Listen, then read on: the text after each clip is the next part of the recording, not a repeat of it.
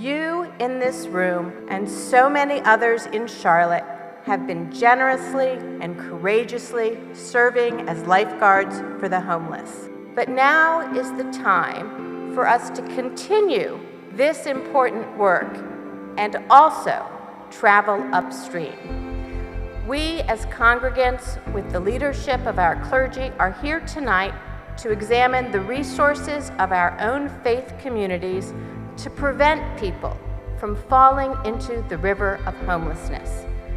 This meeting here at this church is emblematic of the philanthropic desire of this community to affect change. It's asking us to dive deeply into the poverty issue, into the homelessness issue, and make a difference. In all of these discussions of what affordable housing can look like, the collaborative process behind it, as you all know tonight by coming out and spending your time here, is just as important as the end result.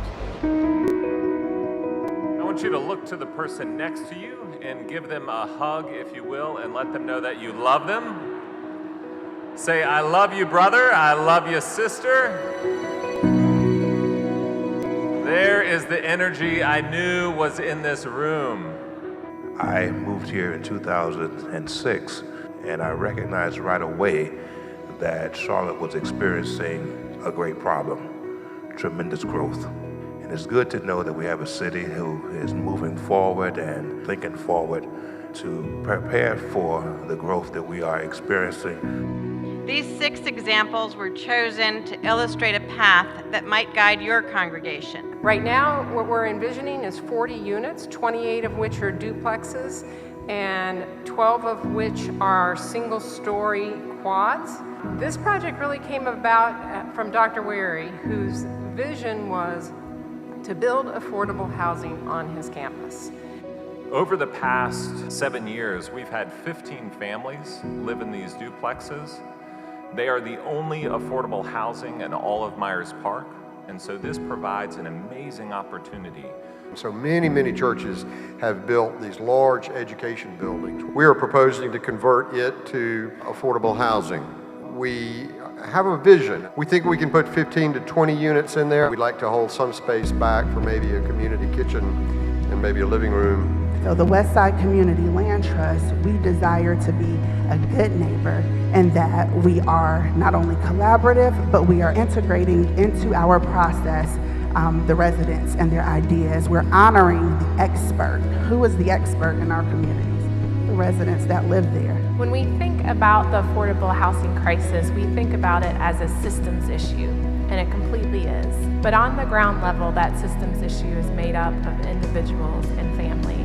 And what I can tell you from my perspective is that when that individual or family moves into affordable housing, it is transformational for that individual. We have partnership with Homemakers of Mercy, and they're able to provide volunteers and furniture to help our young adults move into a home and not just an apartment. If we wanted to see upward mobility happen in this city, affordable housing was one of those issues that had to be faced. One way that we really got involved with them was with their Hope Teams. And Hope Teams are such an amazing way where it's about relationship, it's about emotional and spiritual support, it's about accountability, and it's about social capital, which is so important. Covenant is investing in affordable housing in a development on Freedom Drive in Camp Green Street. And this is part of a larger capital campaign that we're doing as a part of our congregation. This one was a project that was in a real neighborhood with access to schools, access to public transportation, healthcare, all of which were important to create a sustainable family environment. Good news is that the formula that we created is repeatable. You rarely get to choose who your neighbors are, but you do get to choose what kind of neighbor you will be. I just encourage you to consider what it means to you to be a good neighbor.